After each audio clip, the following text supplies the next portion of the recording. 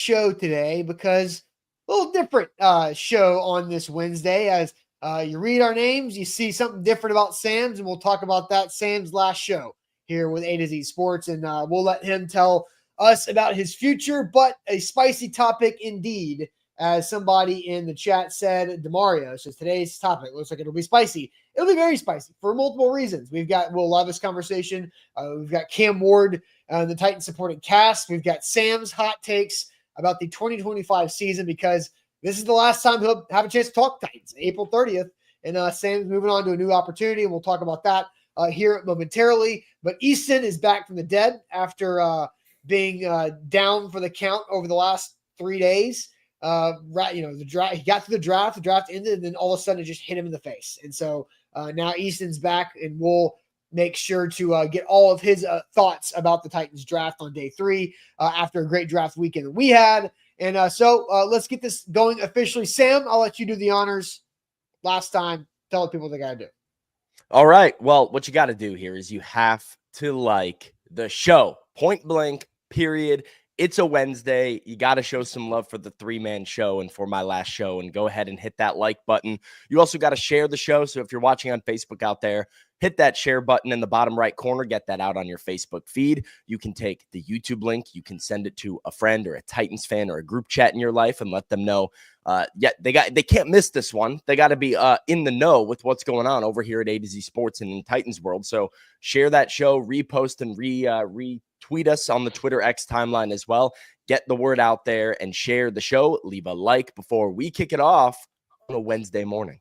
Yep, let's do it officially. Welcome to A to Z Sports here on a Wednesday. I'm Austin Stanley alongside Easton Freeze and Sam Phelan. We are Nashville's on-demand sports talk network, going live weekday mornings at 8 Central Time on Facebook, YouTube, and Twitch. Links to the show segment by segment on our Twitter X timeline. Also hit us up on Instagram, TikTok, and Threads for more great Titans content. Got to thank our sponsors. They make it happen for us, and they help out all of you.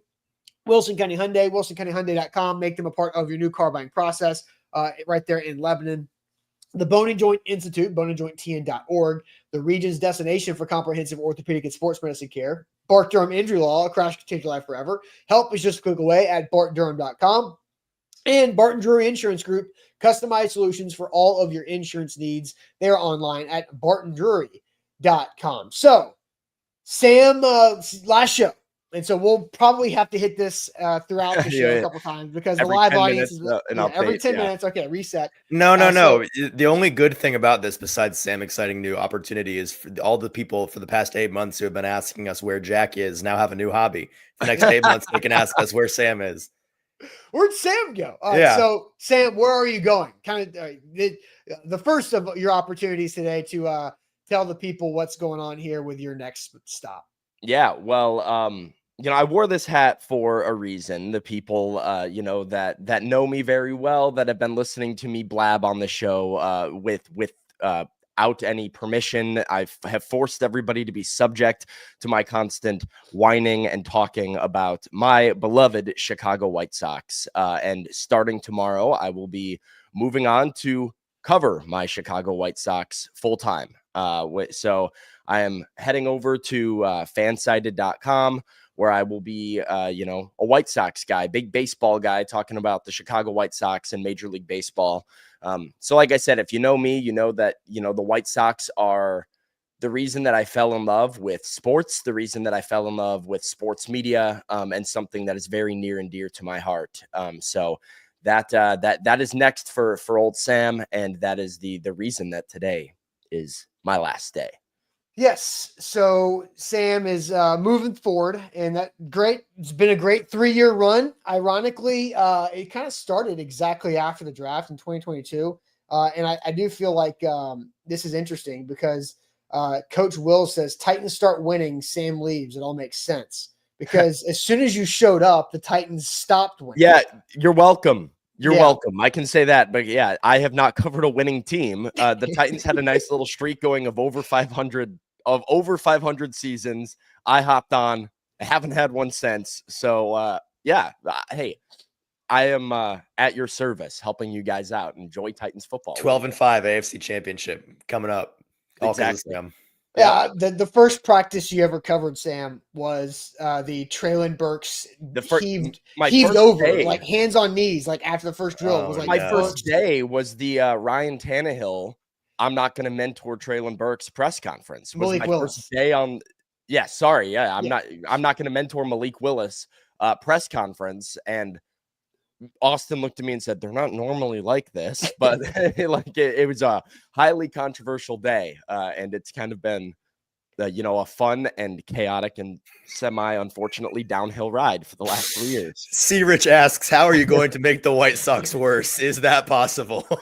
I hope not. I hope not. That's kind of the point, right? It's like, let's see if we can test this theory. Yeah. Whatever your team you cover just sucks. Let's go cover the worst team the White in baseball. Sox managed to break the all-time loss record that they set last year. We will know who to blame. And then maybe it's just time for me to go cover all the teams that I hate. And it's a good point. I'm going to go be a Packers writer full time. And then, bring them down. I'm going to go cover Paul's beloved Yankees for a while. Yeah. And then I'll just call Easton being like, how are Terry and Paul holding up in the media room with the Yankees at 100 losses for the first time ever? Miserable. You can answer that question ahead of time. Yeah. Yep. So, so shout out to Sam for the last 3 years of great Titans coverage and great conversations that we've been able to have. So we're going to have a fun one today, and we're going to end the show with obviously trivia, duh. And so we'll see if the three of us can do a good job or if we're going to just like step on each other's toes during trivia, but also having Sam do some Titans 2025 hot takes because unload the clip of all of your Titans takes at the end. Somebody wants to know if I'm moving to Chicago. I am not, actually. So I'm not going back to Big Ten country. I'm going to stay down here in SEC country in Nashville. So, I'll be around the city. I will be around the Titans. I will be following them very, very closely, and staying in the, in the know with all things Titans. But I'm not moving to Chicago, just sort of diverting my attention that way when it comes to sports on a daily basis. All right, Easton, since you've been basically dead for the last 3 days, your overall 10,000-foot view take of the Titans day 3 of the draft, since we talked for 3 hours Friday night and 2 hours on Thursday night for the first 3 rounds of the draft on live stream. So what's your overall viewpoint of what the Titans are able to put together on day 3? Yeah, well, you're right that I've been dead, and I apologize to everybody for my voice this morning, which is only going to get worse as we go here. I feel significantly better than I sound, which wasn't the case the past couple of days. I'll spare you the gory details, but I weigh 9 pounds less than I did at the end of the draft. We saw them finally address receiver in a meaningful way, receiving talent as well. The first 3 picks all being guys that are going to contribute in the passing game, and then they get that running back we've been talking about. They get the O lineman that everybody kind of assumed Bill Callahan's going to get a guy in there somewhere who, by the way, I did kind of foolishly did radio yesterday, which sounded even worse than this.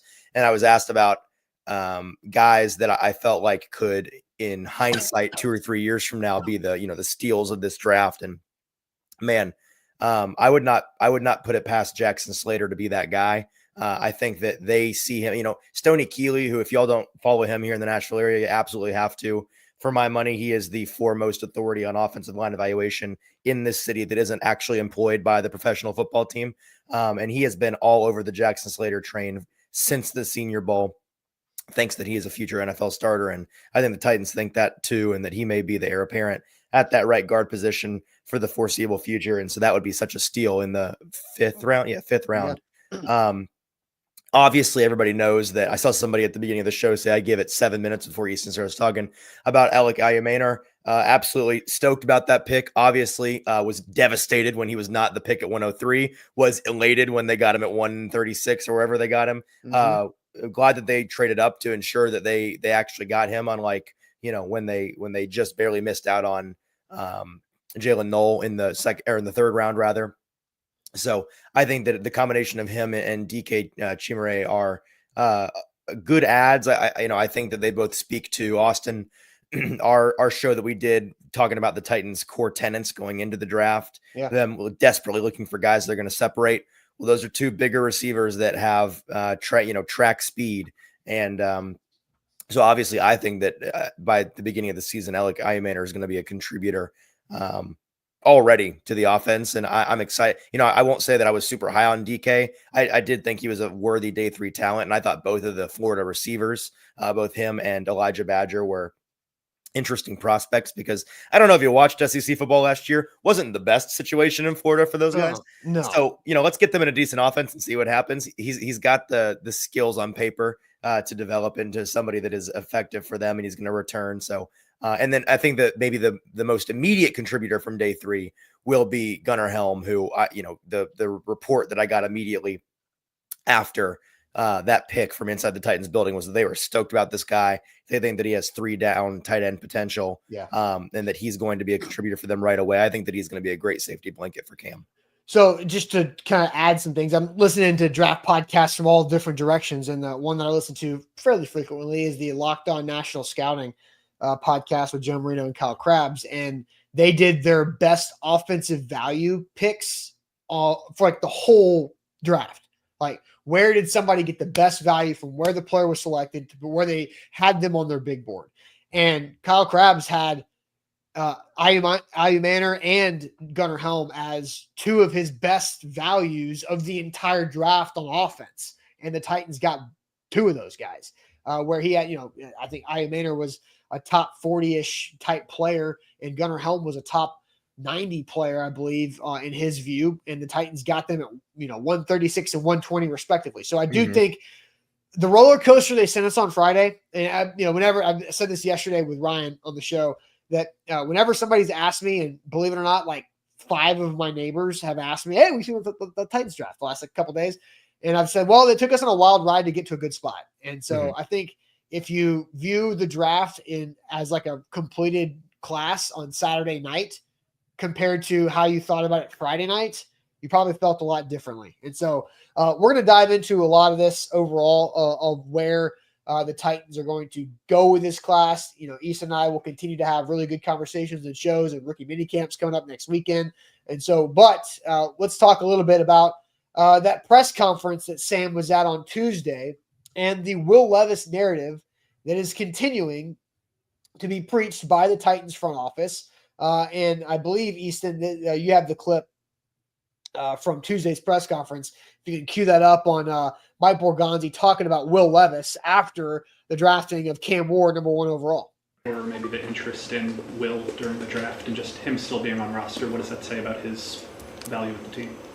It's a lot of value. I think, there's going to be competition in every room, and he elevates the competition in that room. That's what we're trying to do here as we get into training camp, is have the best 90-man roster, best competition in every room, and Will certainly provides that. Was there an attempt to move him during the draft? There was not. I guess. So the very end of that, was there potential to try to trade him during the draft? There was not. There was not an attempt to trade Will Levis during the draft from GM Mike Borgonzi. So there's 27 seconds, but a lot of stuff in that 27 seconds to unpack. So let's go ahead and ask this question to get the show rolling over here. We'll get some comments fired up as well from you guys. Let's do a little buy or sell action. Do you buy or sell that the Titans are saying they did not try to trade Will Levis during the draft? And we'll discuss his overall value as well throughout this Titans quarterback room, as he is a quarterback in the room who is a young quarterback who is developing, is Will Levis. So buy or sell, the Titans did not try to trade Will Levis during the draft. We'll get to your answers. I'll put up a YouTube poll here in a moment. But first, I want to tell you guys about our new friends, Barton Drury Insurance Group. When I've said this a few times already since starting this partnership, but when Zach and I were trying to take that next step in our company and offer health coverage to our employees, we shopped around last year trying to find the best partner that we could do that for us and for our employees to get the best coverage for the best rates for our business. So what we landed on was a local group, Barton Drury Insurance Group, customized solutions for all of your insurance needs. They're located and based here in Nashville. All 4 of those guys on your screen, you can call and talk to, whether it's left to right, Brian, Charles, Adam, and Mike, and they got you guys covered with whatever your questions are. They cover literally everything. They recently merged their 2 companies to make sure they can offer all of the insurance products that you might need, like employee benefits, like Zach and I did for A to Z Sports, 401k planning, life insurance, workers' comp, liability, auto, property, and even umbrella as well. local, like I mentioned, so they strive to have excellent customer service to make sure they take the time to explain and understand what your insurance policies are, because those can be so overwhelming, and we know it can be complicated with the legalese with insurance. So make sure if you need any type of insurance needs across the board, you go to our guys at bartondrury.com. Sam, I'll let you do this and save Easton's voice. All right. Well, make sure you are liking the show for us as always. Do we have one without the line down the middle here? Yeah, we got it right here. Nope, we'll talk about them later. Oh, there we go. Yeah. Like the show this morning. Make sure you hit that thumbs up. We can see the like count, okay? And I just have to say, me personally, for my last show, little offended at the like count right now. Sam's gonna get fired if you guys do not like the show more. Exactly. Come on. I will not be on the show tomorrow if you guys don't hit the like button. So hit that like button. Help us out here. It's a Wednesday. We're talking some spicy Will Levis stuff. I'm gonna have some hot takes later. And so you have to like the show. I'll tell you right now, I'm not giving you the hot takes if you don't start liking the damn show. So how about that? Yeah, I like that a lot. All right, so let's hear the 27 seconds from Borgonzi, a question asked by Nick Suss about Will Levis, and then get to your answers. Do you buy or sell? The Titans did not try to trade Will Levis throughout the draft. Here's the Titans. Or maybe the interest in Will during the draft and just him still being on roster. What does that say about his value with the team?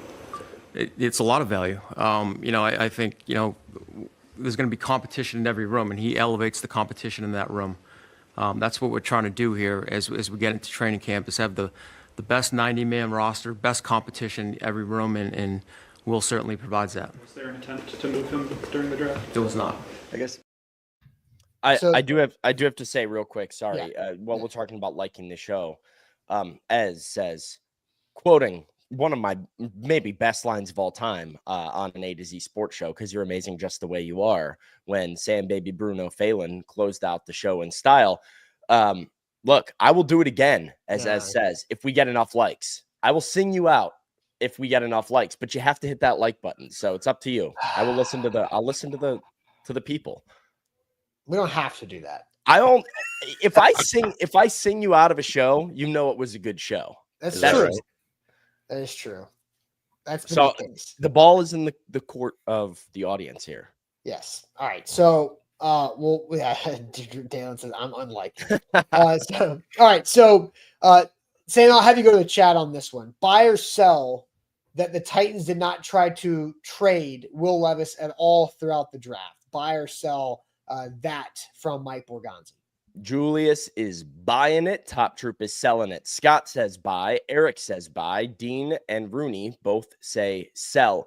Jason is buying. Clayton is selling. Daniel is selling. DeMario is buying. Darius says it's a big sell. Steven says buy, because Shedeur Sanders was still on the board till round 5. So an interesting opinion there from Steven. What is Shedeur Sanders being on the board? How does that impact a Titans possible trade attempt?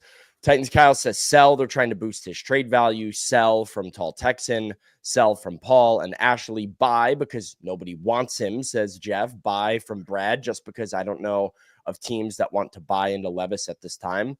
Katie says buy. Sean says buy. Will says sell. John says sell. Big G says sell. IR Hoshi is buying. Relatively split all the way down. I'm seeing a lot more comments here, and the people are a toss-up, buying and selling this from Mike Borgonzi. So I did put up a YouTube poll, and so we'll get to you guys' thoughts on that as the poll matures.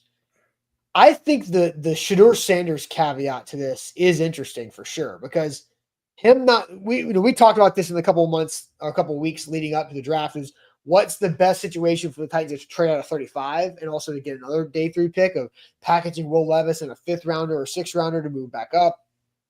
But it all depended on like the other quarterbacks to go. And there's like 13 quarterbacks. There was a bunch of quarterbacks drafted in this class all throughout, whether it's from Cam Ward to Quinn Ewers. There was like 240 picks between those quarterbacks or so. Easton, what do you think about the Shedeur Sanders effect on how his drop affected Will Levis's trade market in the draft?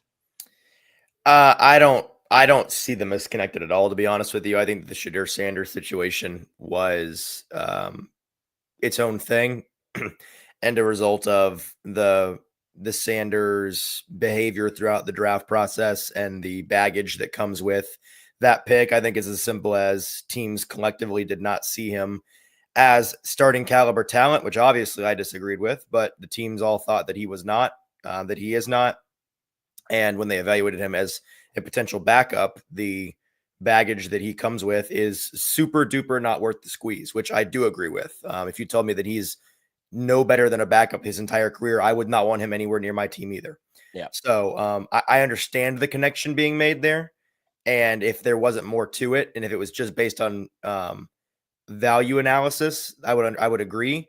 But I don't think the Sanders fall was based on value. I think the Sanders fall stopped being based on value once we entered day 3.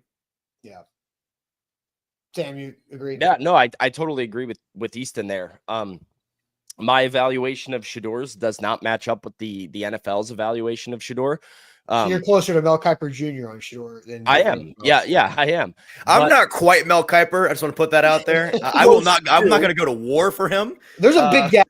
There's a big gap between Mel Kiper's view of Shador and the NFL's view. I'm not going to lay down my life for Shadur Sanders. There's about 140 draft picks of value between the two, right there, right?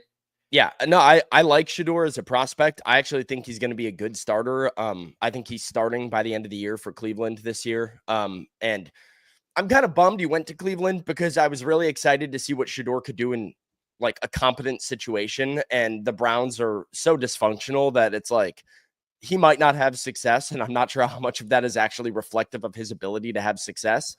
So kind of a disappointing landing spot for the people that were in the Shador camp. But no, I totally agree with Easton. I think based on clearly teams did not have the evaluation on Shador that many evaluators and media people did. And if you had a lower evaluation, even if you had him in the company of a Jackson Dart, right? Or a early day 2 guy, right? And you had him in the second round. If you weren't sold on him to for sure be a starter that you around, I think that's when the questions start coming into play of value versus baggage. And there's certainly a lot of baggage. There's certainly a lot of concerns about meetings and personality with Shador Sanders that I think can be a red flag. And if you're a good enough player, you'll get drafted anyway. Mike Green got drafted before Shador Sanders. Like if you can play, somebody will take you. So it's clearly a combination of teams not wanting to bring a guy in just to bring a guy in if they feel like he'll bring an unnecessary spotlight. If you can't talk about Shador Sanders as your surefire day 1 starter, I think that is where teams start to be hesitant because people are going to. And so can't bring Shador Sanders in to back up quarterback X because all the noise is going to be play Shador Sanders over quarterback X and why Shador's better. And Dion will talk about why Shador's better than so-and-so that's on his same team. And it kind of creates a culture that probably is not what NFL teams are trying to cultivate, especially if you are building towards a future right now. I think it's similar, but for very different reasons to the Tim Tebow, Colin Kaepernick situations of them not having a market because their media coverage was bigger than the value that they provided on the football field. And I think that's where it kind of landed with Shador. I agree with you I think Shador has a chance to play fairly early with the Browns because I think he's better than Dylan Gabriel in the NFL. Yep. Joe Flacco's 40-something years old. He's better than Kenny Pickett. Kenny Pickett can't play when it gets cold outside. Deshaun Watson is done. Yeah. Pickett's bad. Shador's better than Dylan Gabriel. I think Hilarious Joe Flacco. quarterback room. Yeah. I think Joe Flacco starts for them week 1. But like Flacco was not great with the Colts last year. He wasn't the Flacco that we saw him be with the Browns in 2023.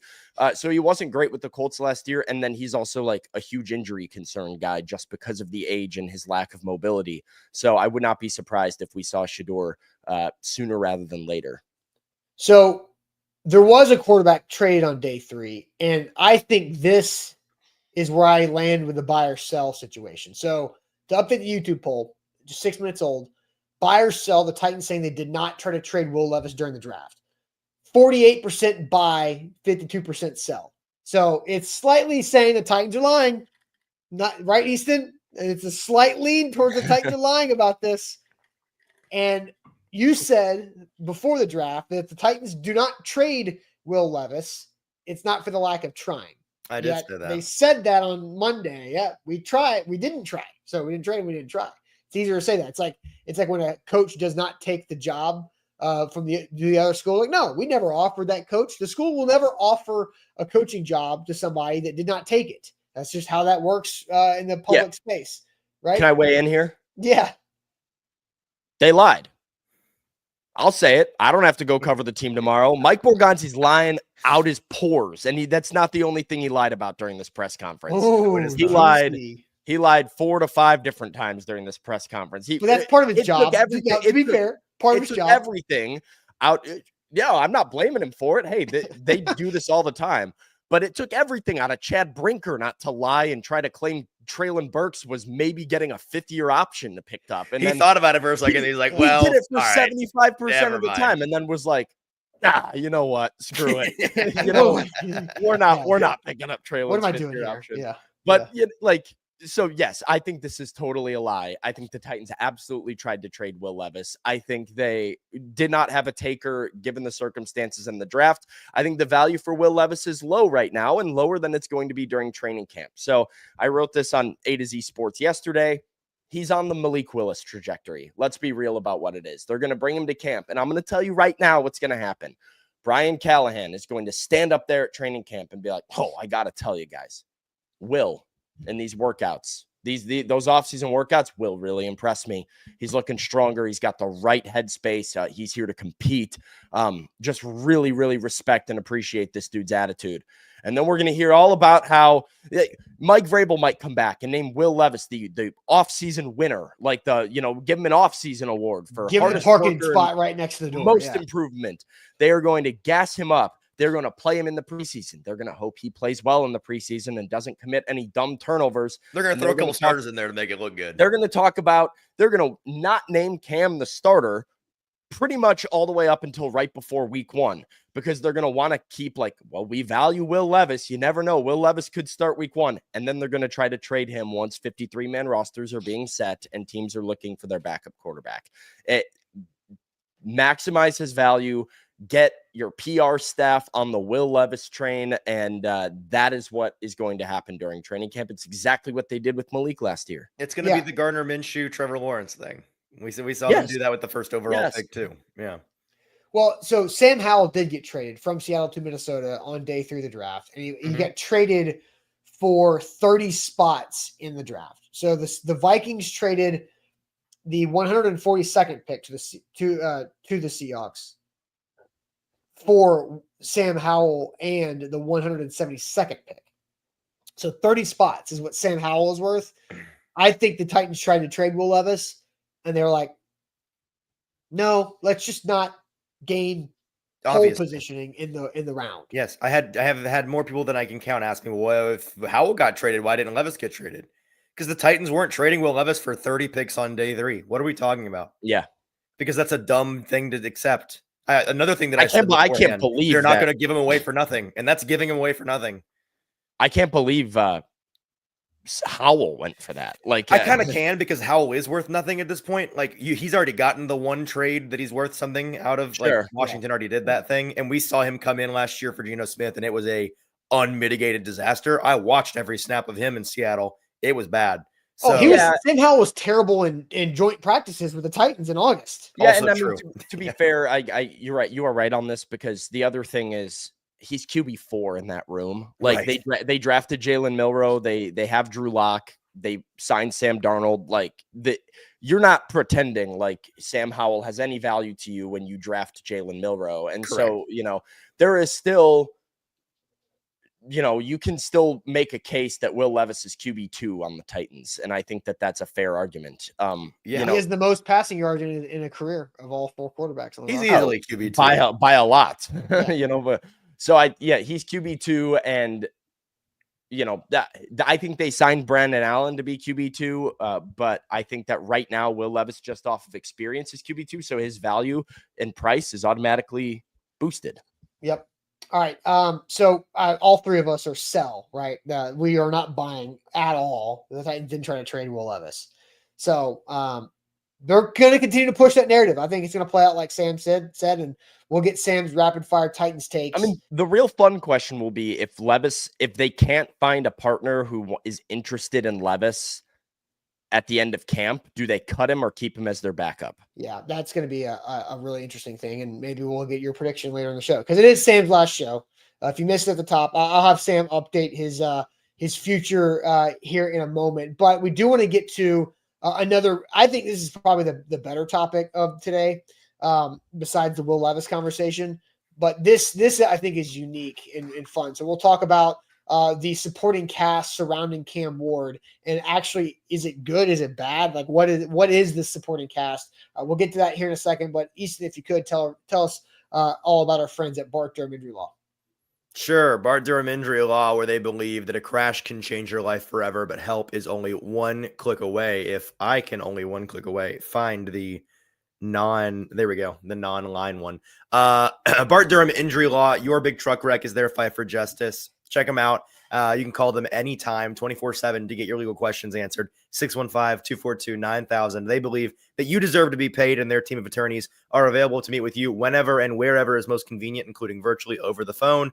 Visit the website bartdurham.com for current news, blogs, or to contact them via live chat. They've been in business since 1975, so they have 50 years of experience dealing with all kinds of automobile wrecks, located in Capitol View, Nashville, so they're local, but they can fight for anyone in Kentucky or in Tennessee that's been in an auto accident, led by Blair Durham, great Tennessean, a Marine veteran, doing things right over at bartdurham.com. Also, make sure you hit that like button. So I'm going to update the like number. We've got 59 on Facebook. Not enough. And 107 on YouTube. So it's fine. It's okay numbers. Interesting numbers. So like the show, hit that like button, 5-star Google review as well. So Sam, before we dive into the Titan supporting cast, update the people once again on what your future is and why it's your last show. My last show at A to Z Sports, because as of tomorrow, I will be writing about my beloved Chicago White Sox. If you missed it off the top of the show, I shared it. And I did want to say too, I was maybe going to save this for the end, but I appreciate all of the kindness from the chat this morning and saying that I will be missed. Genuinely, you'd be surprised by this because we get to do a lot of cool stuff in this line of work and in this job. We get to go to the locker room and talk to NFL players and go to games. And it is a really cool, awesome job. And my favorite part of it is this show in the morning. I love this show, interacting with the community that, exists here on A to Z Sports every morning. The ability to rip hot takes and get pissed off and scream at the chat and fight with the chat and fight with the chat and then also fight against the chat. But to have support and rivalry and just fun every morning has been absolutely my favorite part of the job. So appreciate all of the chat as well. And like I said, I grew up in Chicago. I got into sports media because when I was a little kid, I would sit with a radio, that I was not supposed to have. And when I was supposed to be in bed, and I would listen to Chicago White Sox games on the radio and would listen to 670 The Score, Chicago sports radio, talking about the White Sox after the games. They are absolutely my first love, as passionate as I get about Titan stuff, as passionate as I get about the Bears when you come for my Bears. The White Sox will always have my heart more than anything else. And so, the opportunity starting tomorrow to cover the White Sox full time is a cool one for me. And so I'm very excited about it, but that's where I am going as of tomorrow. There you go. And we'll give Sam his rapid fire Titans takes for the year at the end of the show. But Mike Herndon sent this tweet out yesterday. I think it's insane to suggest that Cam Ward cannot or should not start this season due to the Titan supporting cast. Here are the offensive starters for Joe Burrow, Josh Allen, Jay Daniels, Justin Herbert, and CJ Stroud's rookie seasons for comparison. So the projected Cam Ward's Titan starters on the very far right of the graphic: Cam Ward, Tony Pollard, Calvin Ridley, Tyler Lockett, Van Jefferson, Chika Okonkwo, Dan Moore, offensive line left to right, Dan Moore, Peter Skoronski, Lloyd Cushenberry, Kevin Zeitler, J.C. Latham.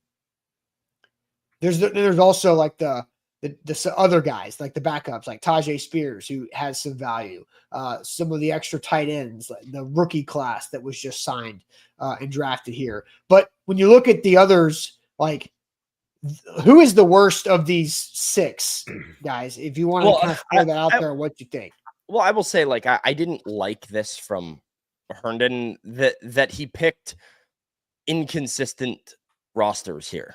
Yeah. Like, not all of these quarterbacks went first overall. The Chargers and Bills were not picking first overall when they took Josh Allen and Justin Herbert. So I think in order to get like a fair gauge of, where Cam Ward or the I mean, like second yeah. overall is like kind of the same, but it's just like these are teams that were the worst team in the NFL or towards having one of the worst records in the NFL, and it's different than teams that were picking 10th or 8th or 12th or would Josh Allen go 7th in that draft? Yeah. So I actually pulled up as well former number 1 overall picks and their supporting cast. Okay. So we go back to last year with the Bears and Caleb Williams, who just by snaps played, the players that played the most snaps at positions. Williams obviously had a receiving core of DJ Moore, Rome Odunze, and Keenan Allen, with Cole Kmet at tight end. His running back was DeAndre Swift. He had Darnell Wright and Matt Pryor and Braxton Jones as offensive tackles. Tevin Jenkins as a guard, Coleman Shelton as the center. Nate Davis also rotated in at right guard, but got hurt early on. You're right. That was Caleb Williams' supporting cast. And so I'll just kind of give you my opinions as I go. Yeah. I think that's a better supporting cast than Cam Ward has. So Caleb Williams had a better cast last year than Cam Ward will have this year. I think the Titans offensive line on paper looks better. Oh, it's better than the Bears. Yeah, I would agree. Is that more important? I think it is. I think the offensive lines for these quarterbacks are more important than the receivers and running backs. Yeah, I mean, weapons matter. I think if it's a huge gap in offensive line, like I think the Bengals with Joe Burrow had a better supporting cast as well. AJ Green, T. Higgins, and Tyler Boyd were the receivers. AJ Green. It was kind of holding it together. Giovanni Bernard was the running back. The offensive line, Trey Hopkins, Bobby Hart, Titans legend, Jonah Williams, Quentin Spain. I think that is a better group as well. If you look, Jonah Williams, Michael Jordan, Trey Hopkins, Quentin Spain, Bobby Hart. I think that's a bit better group with Drew Sample at tight end. Those receivers, T. Higgins as a rookie. Gio Bernal. Bills are easily the worst group here, by the way, to answer Austin's original question. Kelvin Benjamin is terrible, right? Say what? Kelvin Benjamin. Bad. And Zay Jones and Robert Foster. That's your wide receiver room. But I love that Mike was willing to ruin the feng shui of his chart just to throw a stray at LaShawn McCoy to make sure everybody knows that he was 30 and watched. 30 years old, LaShawn McCoy, yeah. And then look at the guys with their hand in the dirt there. How many of these guys, 1, do you know in the first place? And 2 are still relevant. Charles Clay, Deion Dawkins. Okay, 1. Vlad Dukas, Russell Bodine, John Miller, Jordan Mills. Yeah. No, that was mini season. That was 2018. So the fact that no, I know. Guys don't last from 2018 to how many people have ever even heard of those guys? Yeah, I think probably the Titans fan base knows who Deion Dawkins is more because of Chris Broussard. Well, Deion Dawkins was a legit he's a tackle real player.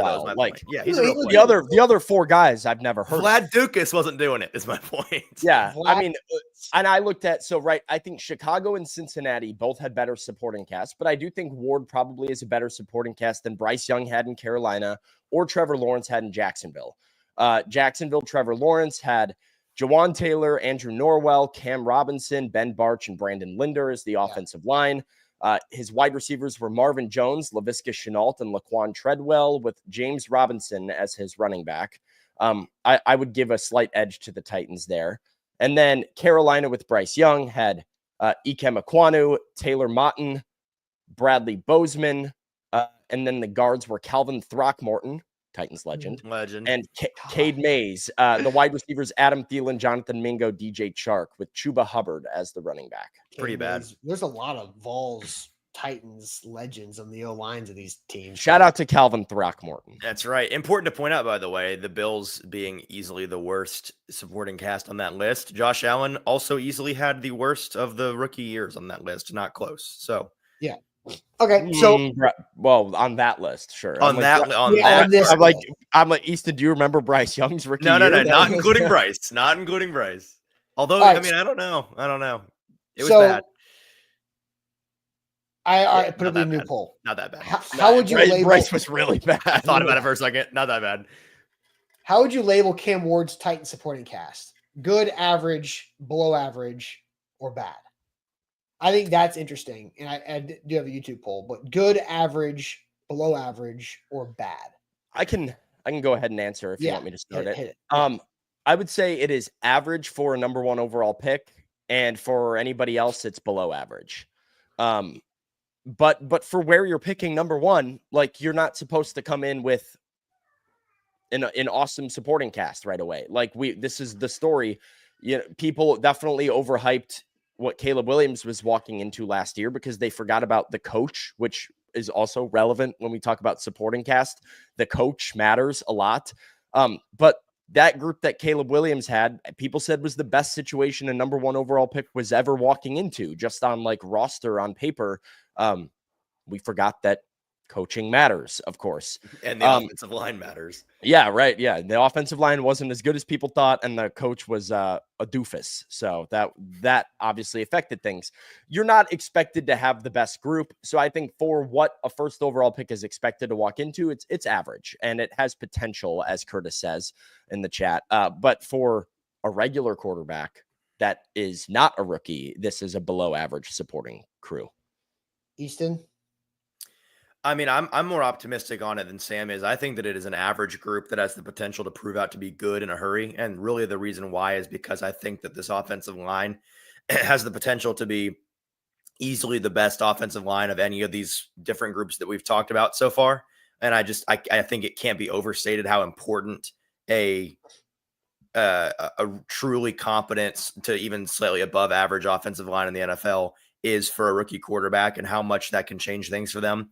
And then I look across the depth chart of weapons that are going to be at his disposal, and you are absolutely missing the high end. And so that's why they're not great or amazing by any means. And they may not even be a good roster, but I think they are at worst average because you have at least a pair of running backs that are both serviceable in both the run and the pass game. You've got at least 2, maybe 3 tight ends that are serviceable in their capacities. You've got at least one, star is a stretch. You got at least one proven NFL receiver, and this is the department where they may just let us down, right? But I'm interested to see what Tyler Lockett can do. And I think that his availability is going to be a big element of the way that they rotate him in and his ability to keep himself healthy. And then obviously I'm pretty high on one of these rookies contributing pretty early. So I think that he's going to have outlets available to him. And if he is safe behind a much improved offensive line, I don't see why that can't be an average situation. So you both say average, but I feel like I lean good. I'm not there yet, but I lean. So if there was an above average opportunity, you would have clicked that button, but there's not. Yeah. And if they had like one other really proven NFL receiver, then that would push me over the edge. I think they're weaker. I think they're weaker at wide receiver than people think. Might be. So my opinion on this is I think they've done a good job in hindsight of blending veteran reliability with some younger talent. Sure. Because I think that's the veteran reliability, I think, is so huge here for Cam Ward to make sure that he's got guys that aren't just going to mess up and, cause interceptions because they ran the wrong route. And so the trio of Ridley, Lockett, Van Jefferson, I think, is a solid, reliable, do the right thing to help your quarterback and not make your QB look bad. I think Will Levis accounted for 18 turnovers himself in 12 starts last year. Like, I think Cam Ward's, I don't expect him to have that 1.5 average turnovers per game, which seems low for Levis. Rude. doesn't it? No. 1.5 turnovers per game does not seem low for Levis last year. That seems accurate. It seems fine. I mean, feel one like and a he half turnovers per game means you're turning the ball over 25 times if you play a full year. That's a lot. No, I know, but like there was just games where he had like 3 turnovers. I guess he had that. Yeah, but he also had a stretch where he didn't turn the ball over at all. Right. Like a whole month. Yeah, like 4 weeks. We got really excited about it. And then it went down very quick. Yeah, yeah. I would say, like, I agree with your take, Austin. I think they did a nice job blending vets with upside and talent. And I think that could be the right move for them long term. The ability to have some guys like Lockett who come in and are like, they are help for Ward immediately, and guys that know what to do, so that you're not just leaving him straight up on an island, but then you are also building up players. You are growing and developing young guys that you are intrigued by their upside. I think that's the right way to do it for the future. But like I said, I think they're weaker at receiver than people want to believe. And they're thin at tackle, which is really a concern for me. Love the on paper, JC Latham, Dan Moore. They don't have a backup tackle worth a damn. And so if they have a guy get hurt, I think tackle could be a place where they've done a lot on the interior offensive line. They've got 9 interior offensive linemen that are all like experienced NFL guys, and you're still sitting with Jalen Duncan and John Ojukwu as like your backup tackle options. So, but at least NPF's gone, so we don't have to worry about that. They're all the same player. NPF was just drafted earlier. Like, I know, which made it more painful, way more. Sure, painful. but like, yeah, I mean, like if you lose a tackle or like you lose a wide receiver again, right? If you lose Tyler Lockett, now what? So I think they're thin at guys that are experienced and competent at some key positions. So Buke says, so average, Austin. I think my ultimate answer is going to be average, because I don't know what Tyler Lockett is right now in at this age. I like Ridley. I think Calvin Ridley is going to be better with better quarterback play. That's not like a shocking thing to say, but I think he will be. I think Tony Pollard. I think that's fair, but like Calvin Ridley also did not do himself favors last year. Like he just got to 1,000 yards, and he probably dropped 250 yards worth of passes. Like, yeah, but how many times did Levis just flat out miss him? It's good point. So it's probably another 250 yards and 3 touchdowns that were missed. So, all right. Yeah.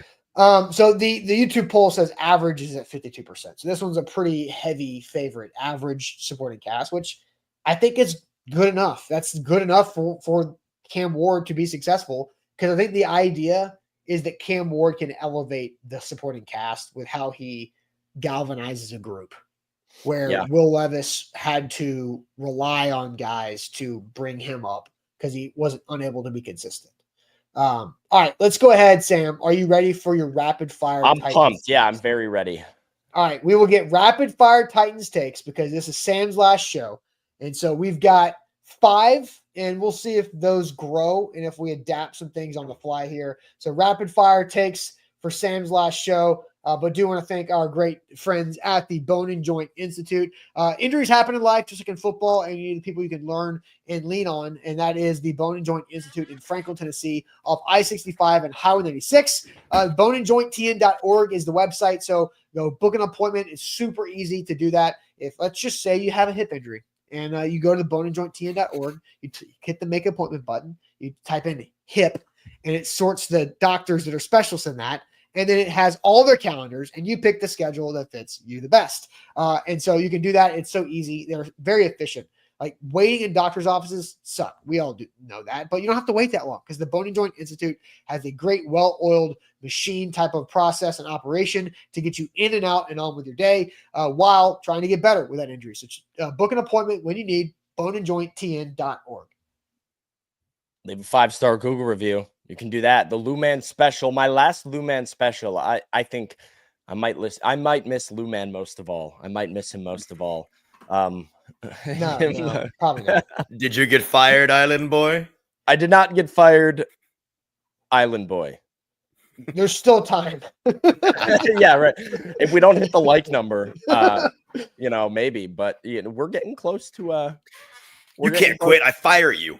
My singing is I should start warming up my voice. We're Easy, getting the like numbers are rising, so keep smashing that like button too. Yeah. 75 likes on Facebook and well over 100 now. We're well over 200 total likes on the show today with YouTube chipping in here. All right, so Sam, rapid fire takes. We're going to start with Will Levis. Where will Will Levis play in 2025? Los Angeles Rams for Sean McVay. This has been the fit that I've been obsessing about all offseason. This is Sean McVay who hired Liam Cohen as his offensive coordinator after Liam Cohen had success with Will Levis. I think the comp for Will Levis has always kind of been Matthew Stafford as far as like what you would like his ceiling to be. He's a gunslinger. He's going to throw it deep. He thrives in play action. He's going to take shots. His worst games, he gets reckless, but when he protects the football, he's explosive. A good enough athlete that doesn't rely on his legs. So I like the scheme fit for Levis in LA more than most places. I think McVay is also a guy who would want to take a shot on more of a high upside backup. Jimmy Garoppolo is uninspiring at this point. Stetson Bennett, I don't know if he even exists or still plays quarterback. So I think there is a clear opportunity for Levis to potentially be a QB2 or at least make the 53-man roster and develop under Sean McVay. So I will say that is where he lands. Will Levis will be traded to the Los Angeles Rams. Okay, Toff says that he's headed to the UFL. No, he is not. Florida Panthers. Or no, what are they called? That's the hockey team. Michigan Panthers. Yeah. Sorry. They have the same color scheme. So shout out Jeff Fisher. Who shout out Jeff Fisher. Thanasis Nakua, who just got who just got slapped a fan in the stands. Yeah. Did you see this video, Sam? I got no. Oh my god. Somebody was jawing at him after a game. He just open palm. Hard. Love too. it. Like Love fan it. leaning over the rail. The suspended. First. Yeah. I mean, tough scene for Thanasis Nakua. I mean, is that the Saints guy? He was. Yeah. I thought he was going to make the Saints last year.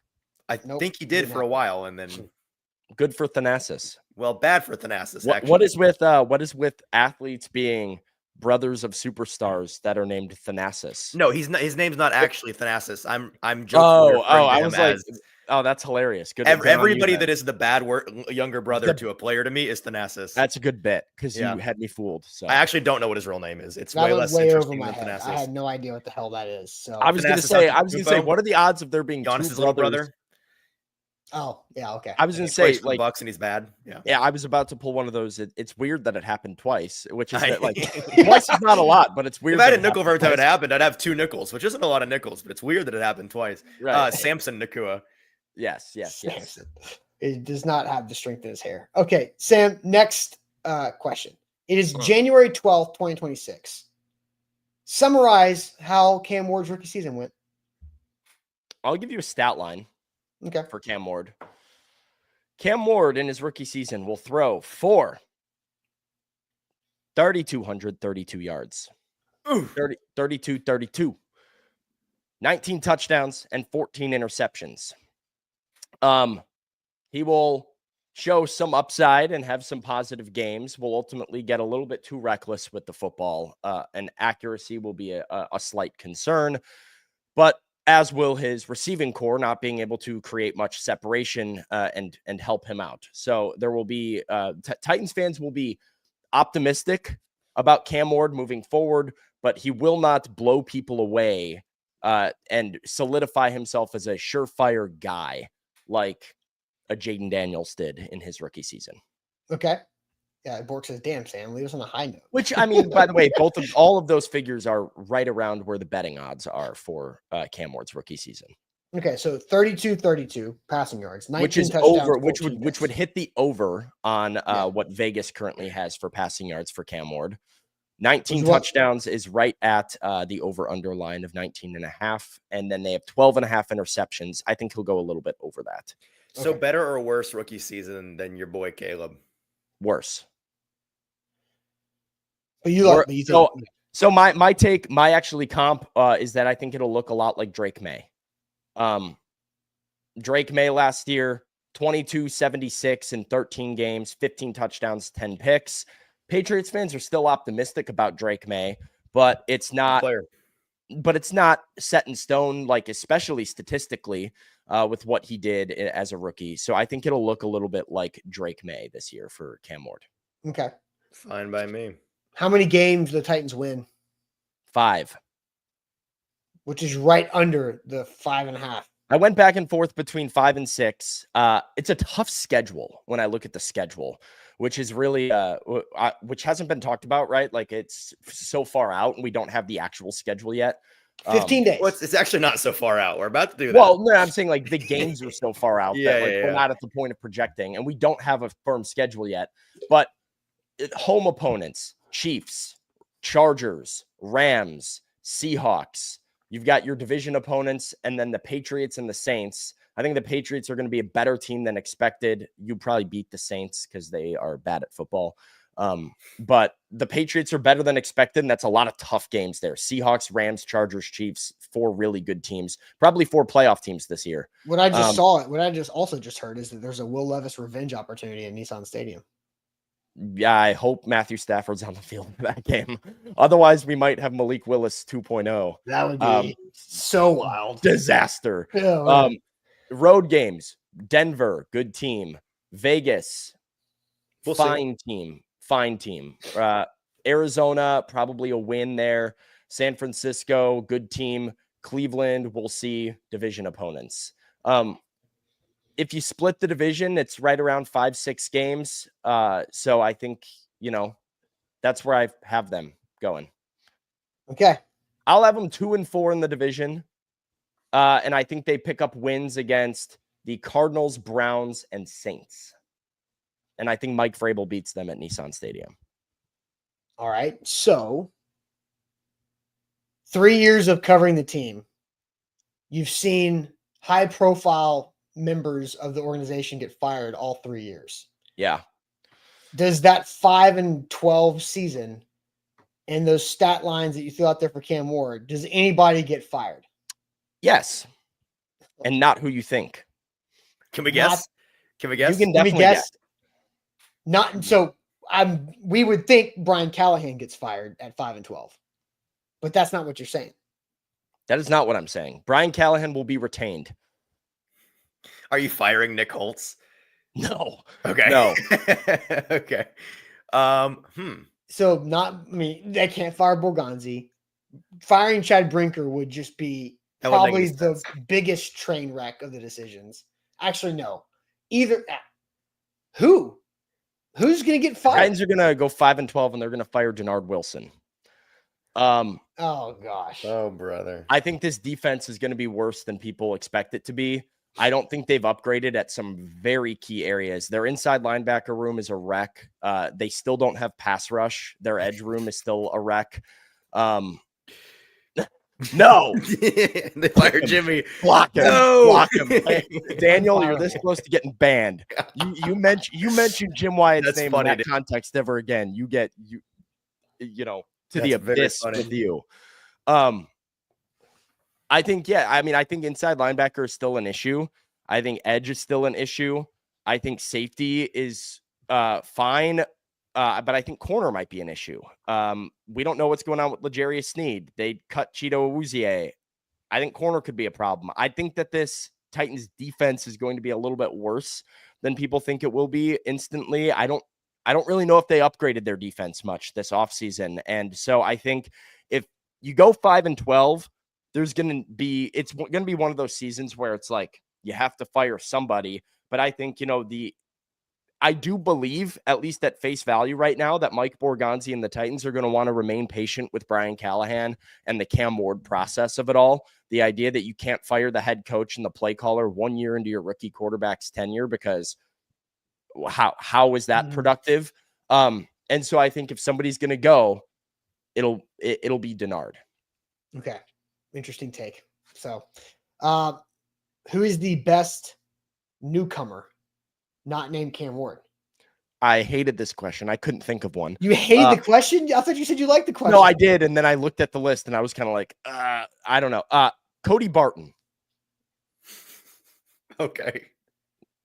Sure. As far as like productivity, and like who has the biggest impact on the team, Cody Barton, maybe Dan Moore. Sure as hell better be Dan Moore if Brian Callahan's not getting fired at 5-12.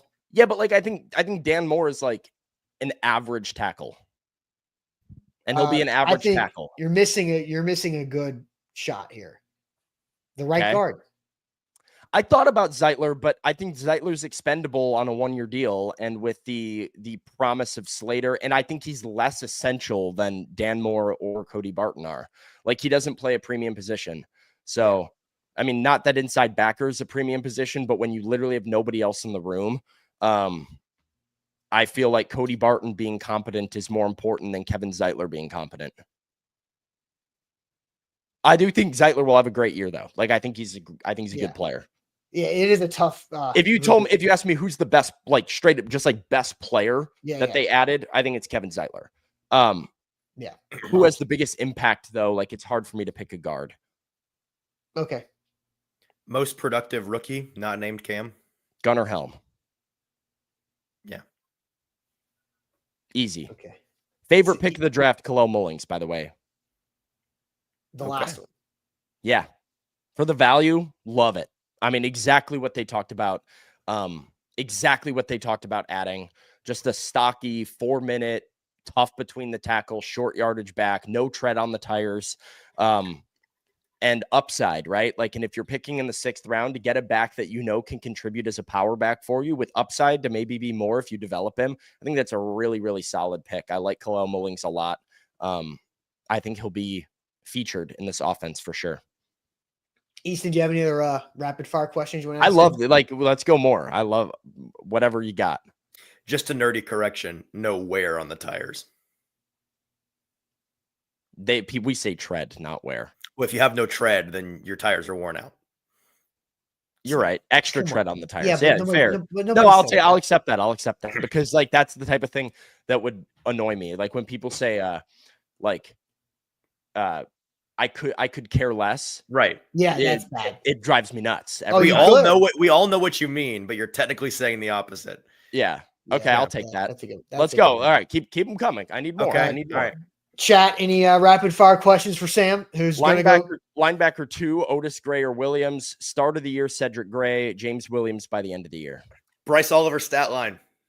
Oh God, 12 for 114. Who is the I know the answer to the question, but who is the biggest fan crush in training camp? Xavier Restrepo. Yeah, for sure. Does Xavier Restrepo unseat our boy Mason Kinsey as the next 5 to 6 year Titans just hanging around guy? I think he makes the team, actually. Mason or Xavier? Restrepo. Yeah, same.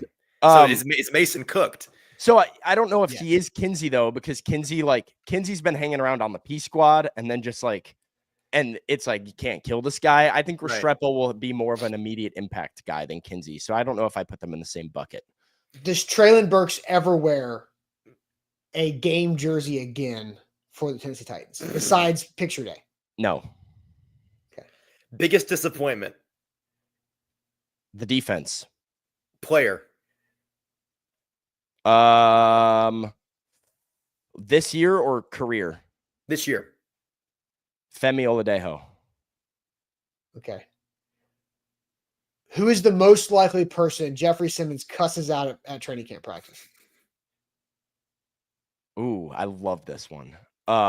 Somebody on the team or somebody on the open-ended. Open-ended. It could be a teammate. It could be a coach. It could be Amy Adams Strunk. I mean, I think Buck is still the betting favorite again. Double dip. I don't know. Paul seems like he's gonna Paul didn't antagonize anybody all year last year. He's due. So I'll go PK. Okay. All right. Favorite moment of the last 3 years. Ooh, I've got a good one. In this job. Oh, No, wow. that's a meaningful question. Let me ask my non-meaningful question. Okay, yeah. Think on that because Think on that. Yeah. Player Terry is most likely to completely butcher their name on Twitter in training camp. Wow. Because we added some names. Yeah. Oh man. Who's the next See, Gabe Aneurysm Lilly? The thing is, I'm excited because I think it'll be somebody you don't expect. Like I think he'll get Femi Oladejo right pretty much every time. I think it'll be like Gunnar Helm. What is it? What are you going to I think he'll call him like Xander Respiratory or something like that. That's a good answer. No, that's a good one. And you're just that's a like, great one. Whoa. That might be on the nose too. That one might hit. The trifecta might cash on that. Xander Respiratory as an autocorrect. Because that's a reasonable autocorrect there. Yeah. I mean, Elick is another great one too. That that's just going to be. There will definitely be an Eric Iomanor tweet. Yeah, Eric will definitely come out, but oh man, Camera Warden is Camera also, Warden. Is Yeah, also I would have messed up Cam's name all the time because my phone likes to autocorrect me to Can Ward. That's what I've been getting that one a lot. It's like I still have Levis going to Levi's all the time, so it's brutal. It is. Ben Hull has the Shimrei DK has some great potential but that's more of a pronunciation thing. He's gonna say it wrong. Yeah. All right. Xavier Respiratory is so good. That one's happening. Xander. Xander. All right. The favorite moment of the last 3 years. Wow. And then it's such a big question. That's hard. You want to do that after we play trivia? Yeah, let's do it after because I'm gonna actually sit here and think about it a little bit. Okay. All right. Easton, can you be trivia master today? I can. All right. Let's do a little sports trivia to wrap things up.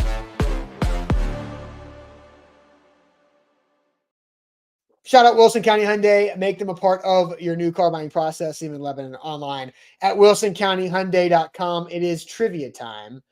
So we will hit this one more time here. Easton, I'm ready when you are. Hit it. Right. We don't even need a graphic because it's the three of us on this one. So, all right, we're going around the horn, NFL counterclockwise all the way to celebrity mashup. So let's do it. No baseball. Sad for Sam. Yeah, I know. This is come on, man. Brutal. All right, NFL. Gus Bradley went 14-48 as the head coach of this AFC team from 13 to 16. Jacksonville Jaguars.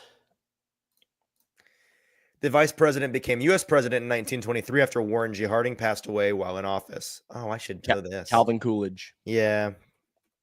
Disappointed in myself. I just said regulators in my head. with the same name as the 95 movie, this team sitcom ran on ABC from 96 to 99 with Rachel Blanchard and Cher Horowitz and Stacey Dash reprising her role as Dee Davenport. No I idea. have no clue. Chat. None of this sentence made sense to me. It's a lot of words. It is. Clueless. It's an option. Yeah, Clueless. Yeah. All right.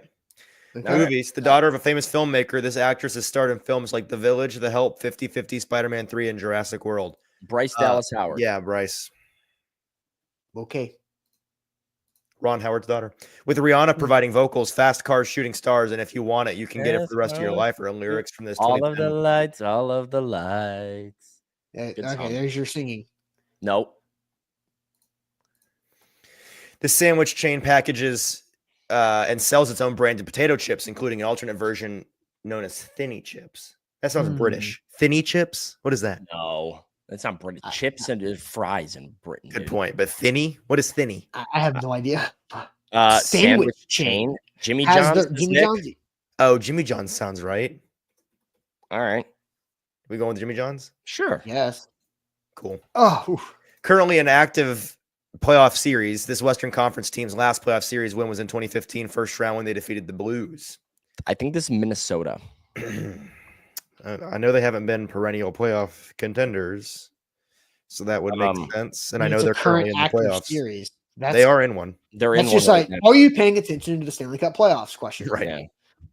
So my answer is no. So, I I'm looking for like one person in the chat. Yeah, chat Wild. said, all right, Wild. Orlando said it. Go. Cool. There we go. The same year, the Thunder player finished third in MVP voting, 2019 MVP voting. Damian Lillard hit a series clinching buzzer beater, 3 over him in the round 1 of the playoffs. Paul George. Paul George, yep.